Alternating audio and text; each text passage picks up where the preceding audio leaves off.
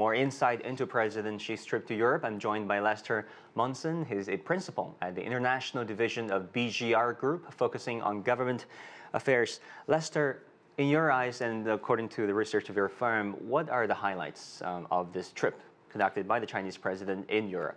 Well, President Xi is making a second trip to France. I believe he went there 5 years ago. This is an important U.S. ally. It's a NATO ally. The fact that the president of China is going there is significant in and of itself. He's coming at an interesting time when the European Union is having a little bit of trouble with Brexit. The United Kingdom is trying to leave the European Union. So there's a lot going on. There's a lot of geopolitical aspects to this trip involving telecommunications, the unity of the EU, what China's doing abroad, what China's doing outside of its normal kind of zone of influence in the Asia-Pacific. So there's a lot to talk about. So talking about division of the EU, there seems to be a division regarding how the European countries should go about dealing with China, right? Most of the Western European countries are U.S. allies, as you indicated. But regarding the China's Belt and Road Initiative, we saw the UK, where it has an ambiguous attitude towards Belt and Road. Italy just signed on to it. The U.S. is a fervent opposition to it. So where is France and other EU countries? So President Macron is particularly upset that Italy has signed this memorandum of understanding with China.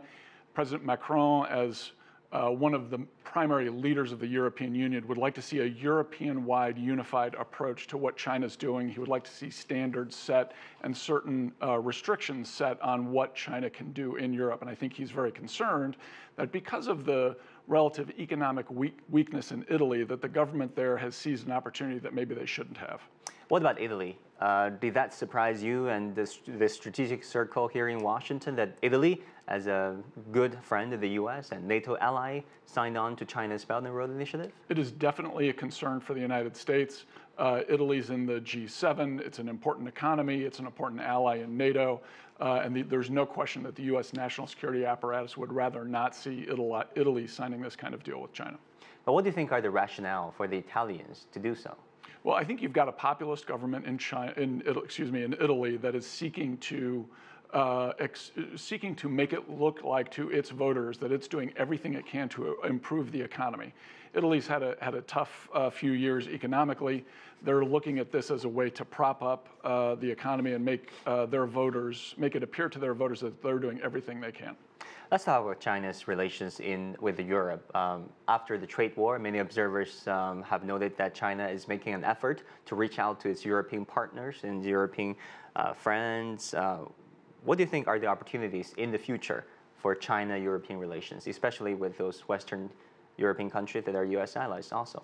That's right. Well, I think there's one of the things that's going on right now with Europe and the United States is there's a little bit of division, there's a little bit of dissension. President Trump hasn't really gone out of his way to reassure European allies of American steadfastness.